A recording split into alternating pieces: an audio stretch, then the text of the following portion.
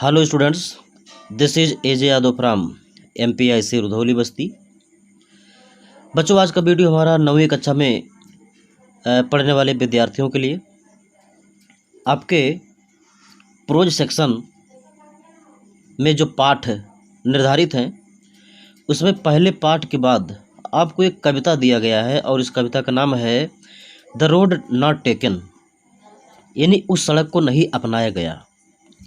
आज हम इस कविता का अध्ययन करने जा रहे हैं और इस कविता के माध्यम से आपको हम बताना चाहते हैं कि इसमें कवि रॉबर्ट फ्रॉस्ट, इस कविता के जो कवि हैं बच्चों, आपको यहाँ दिखा दें, रॉबर्ट फ्रॉस्ट देखिए लिखा हुआ है। ये रॉबर्ट फ्रॉस्ट ये बताना चाहते हैं इस कविता के माध्यम से कि कभी कभी हमारे सामने ऐसी परिस्थितियाँ होती हैं कि हम अच्छे बुरे का ज्ञान नहीं कर पाते हैं और ऐसे रास्ते का चुनाव कर लेते हैं जो हमें नुकसान पहुंचा देता है और उसके बारे में हम पश्चाताप भी करते हैं। तो आइए इस पाठ में एक बहुत ही दृश्यात्मक तरीके से लेखक दो सड़कों के माध्यम से अपने विकल्पों को हमारे सामने रखते हैं और उस दोनों विकल्पों में से वह जिस विकल्प को चुनते हैं वह विकल्प उन्हें सुखी बनाता है या दुखी बनाता है, यही इस पाठ का क्लाइमेक्स है। आइए इस पाठ को पढ़ें और इसका अर्थ जानने की कोशिश करें। अर्थ जानने के पश्चात हम आपको इस पाठ का सेंट्रल आइडिया लिखवाएंगे। सेंट्रल आइडिया लिखवाने के बाद कॉम्प्रिहेंसिव पैसेज आपके पेपर में लिखने के लिए आता है, उस कॉम्प्रिहेंसिव पैसेज को हम लोग हल करेंगे। तो आइए देखें। The roads diverged in a yellow wood and sorry I could not travel both। कभी एक पतझड़ के मौसम में एक जंगल में खड़ा है। येलो वुड का मतलब एक पतझड़ का समय है और इस समय आप जानते हैं कि जब पतझड़ का समय होता है तो पौधों की पत्तियां पीली हो जाती हैं, पौधों की पत्तियां गिरने लगती हैं सूख करके। तो उस समय कभी एक जंगल में खड़ा है और उस जगह पर two roads divorced in A yellow would, जिस जगह पर कभी खड़ा है वहाँ से दो सड़कें एक दूसरे से अलग होती हैं, अर्थात ये सड़कें दो भागों में विभाजित हो जाती हैं जिस स्थान पर कभी खड़ा है। And sorry I could not travel both, कभी कह रहा है और मुझे बड़ा दुख है कि मैं दोनों सड़कों पर यात्रा नहीं कर सकता। भाई कोई एक ही व्यक्ति है तो दोनों सड़कों पर यात्रा कैसे करेगा, वो तो सिर्फ एक ही सड़क पर यात्रा कर सकता है। एंड बी वन ट्रेवलर, और चूँकि मैं एक अकेला व्यक्ति हूँ, भाई अकेला यात्री था। लॉन्ग आई स्टूड, काफ़ी देर तक वहाँ खड़ा रहा, कभी कहा था मैं काफ़ी देर तक वहाँ खड़ा रहा। And looked down one as far as I could, और एक सड़क को काफ़ी दूर तक देखता रहा जहाँ तक मैं देख सकता था। टू वेयर इट बेंड, उस जगह तक हमने उस सड़क को देखा जहाँ वो झुकी हुई थी, जहाँ मुड़ी हुई थी। इन द अंडरग्रोथ, झुरमुट झाड़ियों में, पौधों और झाड़ियों में जहाँ वो सड़क मुड़ी हुई थी, मैंने उस सड़क के मोड़ तक उसको देखा। यानी कब बड़े दुविधा में है कि आखिर करे क्या, सड़कें दो हैं, रास्ते दो हैं और उसे चलना है एक पर ही। चूँकि वो अकेला है तो एक ही रास्ते पर जा सकता है, उसको बड़ी चिंता हो रही है और एक सड़क को निहार रहा, इतने दूर तक उसको देख रहा जहाँ तक वो उसे देख सकता था। उसने उस सड़क को मोड़ तक देखा जहाँ वह झुरमुट में जा करके वो सड़क गायब हो गई थी। देन टुक द अदर, तब मैंने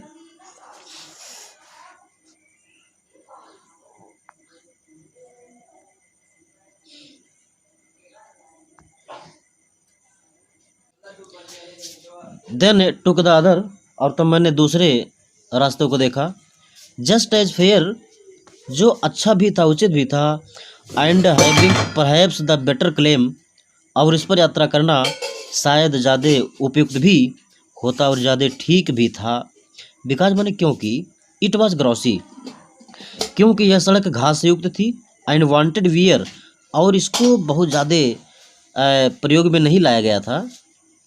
दो एज फॉर दैट, जहाँ तक उस सड़क की बात थी, the passing there had worn them really about the same, उस सड़क पर उतने ही यात्री चले थे जितना कि दूसरी सड़क पर। यानी कहने का तात्पर्य राहगीरों द्वारा दोनों सड़कों का समान रूप से प्रयोग किया गया था। यानी लेखक पहली सड़क का चुनाव किया या दूसरी सड़क का, यहाँ यह प्रश्न है। लेखक ने दूसरी सड़क का चुनाव किया। इस सड़क का चुनाव करना उसके लिए न्यायसंगत भी था, उचित भी था, क्योंकि यह घास युक्त थी और इसे बहुत ज़्यादा प्रयोग नहीं किया गया था। और लेखक का मानना है कि दोनों सड़कों को यात्रियों के द्वारा बराबर मात्रा में प्रयोग किया गया होगा। अगले स्टेंजा की तरफ बढ़ते हैं। And both that morning equally, और ये दोनों सड़कें मॉर्निंग के समय यानी सुबह के समय बराबर रूप में इन पर पड़ा हुआ है। इन लीव्स पत्तियां, इन दोनों सड़कों पर बराबर मात्रा में पत्तियां पड़ी हुई हैं। नो स्टेप है ट्रॉडन ब्लैक, और इन पत्तियों को लोग अपने कदमों से कुचल करके काला नहीं किए हुए हैं। Oh, I kept the first for another day.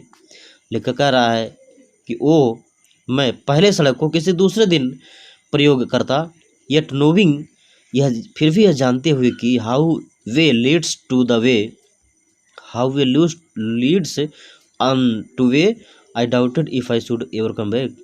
लेखक कह रहे हैं जानते हुए कि ये दोनों रास्ते कहीं न कहीं एक जगह पर मिलेंगे, फिर भी मुझे संदेह है कि मैं पता नहीं लौट करके आऊँगा या नहीं आऊँगा। यानी कब इस पंक्तियों में लेखक यह कहना चाह रहा है कि वह दूसरी सड़क का तो प्रयोग करने जा रहा है, लेकिन वह ऐसा भी सोच रहा है कि वो किसी दिन दूसरे सड़क पहले सड़क का भी प्रयोग कर लेगा, जबकि वो जानता है कि ये दोनों सड़कें कहीं न कहीं एक मार्ग पर जाकर के एक दूसरे मार्ग से मिल जाती हैं। लेकिन लेखक को दुविधा थी, इस असमंजस में था कि पता नहीं वो लौट करके फिर कभी आएगा या नहीं। आइए अंतिम पैराग्राफ को देखते हैं। I shall be telling with this SI, मैं एक आह के साथ, मैं भविष्य में इस बात को कहूँगा। Somewhere ages and ages hence, आगे भविष्य में मैं युगों युगों तक यही बात बड़े आह के साथ कहूँगा कि टू रोड्स डाइवर्स्ड इन ए वीड, कि दो सड़कें एक जंगल में अलग दिशाओं में बटी हुई थी। And I took the one less travelled by, और मैंने उस सड़क का चुनाव किया जो ज़्यादा कम प्रयोग किया गया था, जो बहुत कम प्रयोग किया गया था, मैंने उसका चुनाव किया। And that has made all the differences, और इसी डिसीजन ने, इसी मेरे निर्णय ने सारा अंतर उत्पन्न कर दिया। अर्थात कभी को अगर सफलता नहीं मिली होगी तो उसे कहीं ना कहीं पश्चाताप भी होगा, काश मैंने इससे कम प्रयोग की गई सड़क को ना अपनाया होता तो ज़्यादा अच्छा होता, मैं पहले सड़क को प्रयोग किया होता तो मेरे लिए ज़्यादा अच्छा होता। तो हमें उम्मीद है बच्चों, इस द रोड नॉट टेकन का अध्ययन आपने कर लिया है। इन चारों स्टैंजा को आप बखूबी समझ गए होंगे। अब हम आपको इसका सेंट्रल आइडिया लिखवाने चल रहे हैं और कुछ कॉम्प्रिहेंसिव पैसेज, यानी आपके इस पोएम वाले भाग से एक पैसेज दिया रहेगा, स्टैंजा दिया रहेगा, उसके नीचे 2-3 प्रश्न होंगे और उसी प्रश्नों का उत्तर देना होगा उसी पैराग्राफ से, और इस पार्ट का सेंट्रल आइडिया लिखना होगा। तो चलिए सेंट्रल आइडिया हम लिखते हैं। चलिए हम सेंट्रल आइडिया बच्चों शुरू करते हैं। देखिए हेडिंग डाल लीजिए सेंट्रल आइडिया, यानी केंद्रीय विचार। यहाँ देखिए बच्चों, सेंट्रल आइडिया के नीचे आपको ये 4 लाइन छोड़ देना है, आपको यहाँ से लिखना है। इन द पोएम, यहाँ दिख रहा ना आपको, इन द पोएम, इस कविता में the poet stands at the end of 2 roads, इस कविता में कवि 2 सड़कों के छोर पर खड़ा हुआ है। He is in A dilemma, वो एक दुविधा में है कि as to which road should he choose, कि उसे कौन सा रास्ता चुनना चाहिए। One road looks frequently travelled, एक रास्ता आमतौर से चला गया प्रतीत होता है। While the other one looks grassy and hence less travelled, जबकि दूसरा रास्ता घास से युक्त दिखाई देता है और इसलिए उस पर कम यात्री चले हैं। टेकिंग द सेकंड रोड, द्वितीय रोड को अपनाते हुए, द्वितीय सड़क को पकड़ते हुए, he hopes to take the first road some other day, दूसरे सड़क को अपनाते हुए वह आशा करता है कि पहले सड़क को किसी दूसरे दिन वो प्रयोग करेगा। Although he is not sure, यद्यपि वो निश्चित नहीं है, whether he would ever come back, कि वह फिर कभी वापस लौट करके आएगा। The 2 roads serve as a metaphor for the choice one makes in life, ये दोनों सड़कें व्यक्ति के जीवन में चुनाव के रूपक के रूप में कार्य करती हैं, जो अपने जीवन में चुनता है। Life presents us many alternatives, जीवन हमारे सामने बहुत विकल्प उत्पन्न करती है। If our choice is correct, अगर हमारे चुनाव सही होते हैं, we feel happy and content, तो हम संतुष्ट और प्रसन्न महसूस करते हैं। But if the choice happens to be incorrect, लेकिन अगर हमारे चुनाव अगर गलत होते हैं, we have to face the consequences as steps once taken can not B retracted, तो हमें उस परिणामों का सामना करना पड़ता है जैसा कि एक बार उठाए गए कदम कभी वापस नहीं होते हैं। तो बच्चों, इस पार्ट का सेंट्रल आइडिया आप नोट कर लीजिए। अब हम आपको एक स्टैंजा पढ़ रहे हैं और उसका सेंट्रल आइडिया कह रहे हैं, उसके नीचे लिखे गए प्रश्नों को हम आपको बता रहे हैं। देखिए, आपके सामने स्टैंजा फॉर कॉम्प्रिहेंसिव दिया हुआ। कुल इस पाठ में आपको जैसा कि पता है 1 2 3 4 कुल 4 स्टैंजा इसमें दिए गए हैं, जिसमें से हम आपको किसी दो स्टैंजा के प्रश्नों के जवाब देने जा रहे हैं। तो चलिए देखिए, आपका जो पहला क्वेश्चन आप हेडिंग डालेंगे द 2 रोड्स से डॉट अंडर ग्रोथ। इसमें जो पहला क्वेश्चन है, where did the 2 roads diverge, दोनों सड़कें किस जगह पर अलग अलग दिशाओं में बटी थी। तो आपका आंसर हो जाएगा बच्चों, द 2 रोड्स डाइवर्ज्ड, ध्यान दीजिए, the 2 roads diverged in a forest. बस सीधा सा जवाब है, the 2 roads diverged in a forest, यानी 2 सड़कें एक जंगल में अलग अलग बटी थी। सेकंड क्वेश्चन है, why did the poet choose one particular road, लेखक ने, कवि ने उस विशेष सड़क को ही क्यों चुना। तो आप कहेंगे, आप को कहना होगा कि कब ने, why did the poet choose one particular road, तो आपका आंसर बनेगा द पोएट चोज, ध्यान दीजिए, द पोएट चोज, जब डिड हटाओगे तो चूज का सेकंड फॉर्म हो जाएगा CHOSE, the poet chose one particular road because he was alone, क्योंकि वह अकेले था, and he can not travel on both roads, और वह दोनों सड़कों पर चल नहीं सकता था। फिर से देख लें, the poet chose one particular road because he was alone and he could not travel on both roads, वह दोनों सड़कों पर चल नहीं सकता था। क्वेश्चन नंबर 3 देख लें, what did he find about the road, उसने सड़क के बारे में क्या पाया। तो what did he found about the road, उसने सड़क के बारे में क्या देखा या क्या पाया। तो उसने सड़क के बारे में क्या देखा था, आपने देखा था ना,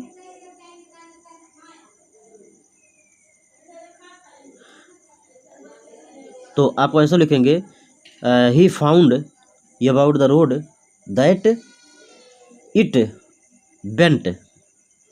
फिर से देखें, he found about the road that it bent in the undergrowth, यानी कभी उस सड़क के बारे में देखा था कि यह एक झुरमुट में मुड़ी हुई थी। इस पैराग्राफ के अनुसार इसका यही जवाब है। फिर से देखें, he found about the road that it bent BENT in the undergrowth, undergrowth की स्पेलिंग है UNDER अंडर GROWTH। तो बच्चों, एक ही पैराग्राफ बहुत पर्याप्त है, आप इस तरह से और पैराग्राफ का अभ्यास कर लेंगे। ये आपका पहला पोएम यहाँ पर खत्म होता है, आप इसका नोट बना लीजिए। धन्यवाद।